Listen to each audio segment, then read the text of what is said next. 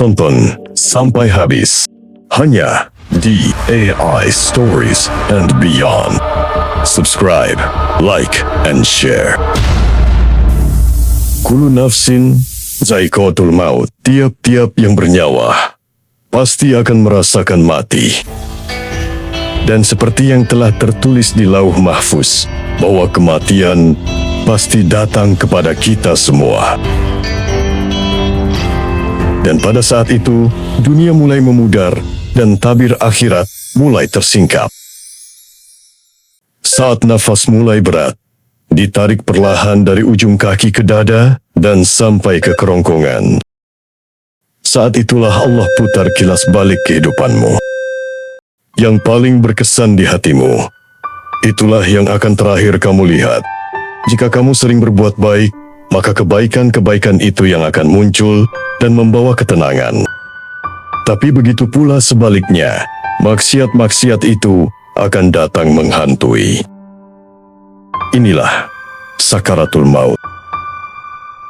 Bagi mereka yang beriman, ada keringat di dahi atau wajah yang tenang dan penuh senyuman yang menjadi tanda kemuliaan dan disertai tarikan ruh yang lembut oleh malaikat maut. Malaikat maut berkata, "Wahai jiwa yang baik, keluarlah menuju ampunan dan keridhaan Allah." Namun bagi jiwa yang berpaling, rasa takut itu nyata. Wajah yang menegang dan terkadang disertai bau busuk di tubuh dan disertai tarikan yang kasar yang sakitnya melebihi disayat ratusan pisau tajam.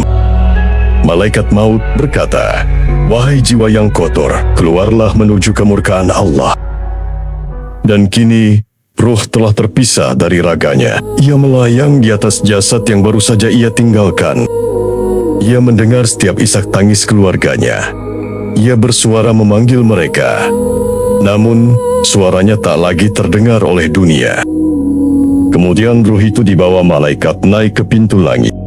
Bagi jiwa yang baik, setiap pintu langit menyambut dengan ucapan salam, dan ia diperlihatkan sebagian keindahan surgawi, dan kemudian ruh itu dikembalikan ke jasadnya.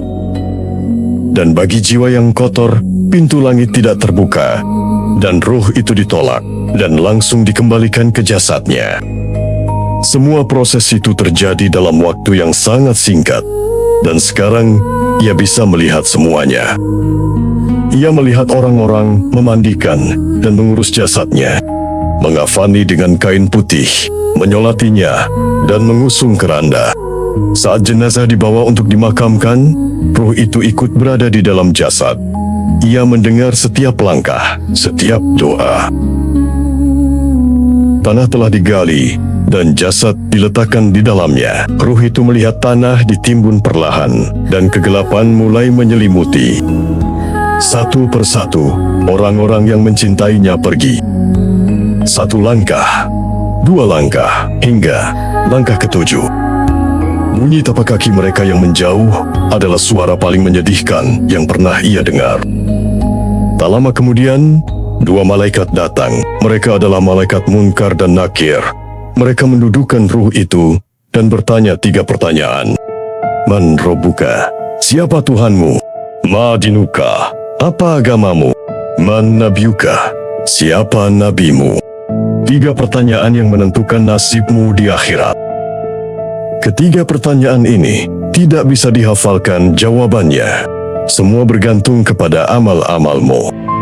Apabila amalnya baik, maka ia akan menjawab semuanya dengan tenang.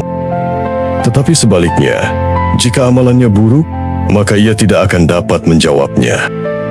Allah meneguhkan orang-orang yang beriman dengan ucapan yang teguh dalam kehidupan di dunia dan di akhirat. Quran Surat Ibrahim ayat 27.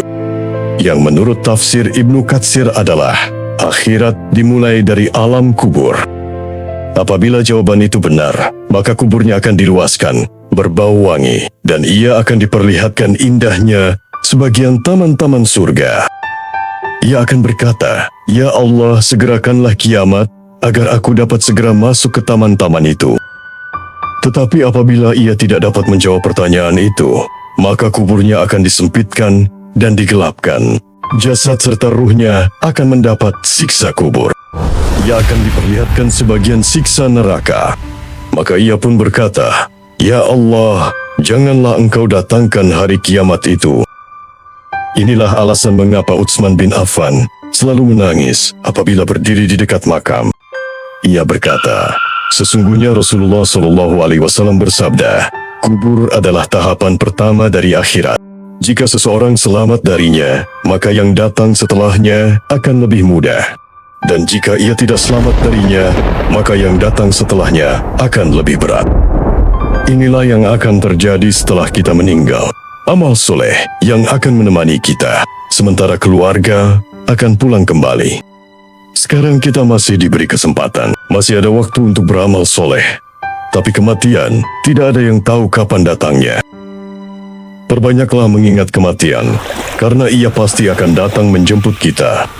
Kematian tidak hanya datang kepada yang sakit ataupun yang tua, ia datang secara tiba-tiba. Oleh karena itu, perbaiki diri sebelum terlambat. Jika video ini bermanfaat bagimu, sebarkanlah, dan semoga kita semua termasuk ke dalam golongan hamba Allah yang husnul khotimah. Amin.